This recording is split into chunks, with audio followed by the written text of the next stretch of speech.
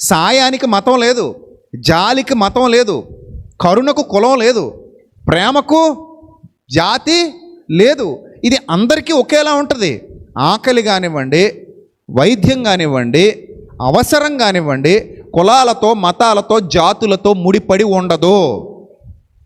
నువ్వు రోడ్డు మీద యాక్సిడెంట్ అయి పడిపోతే ఆ టైంకి నీ మతం వాడు వస్తాడన్న గ్యారంటీ లేదు. నీకు అనారోగ్యం వచ్చి హాస్పిటల్లో జాయిన్ అయితే ఆ టైంకి నీ కులవాడు వస్తాడన్న గ్యారంటీ లేదు. నీకు అత్యవసరంగా రక్తం అవసరం అయితే ఆ టైంకి నీ మతం వాడు గ్రూప్ సెట్ అవుద్దని గ్యారంటీ లేదు. ఇవ్వడానికి వాడు రావచ్చు, కానీ వాడు గ్రూప్ నీకు సెట్ అవ్వకపోవచ్చు.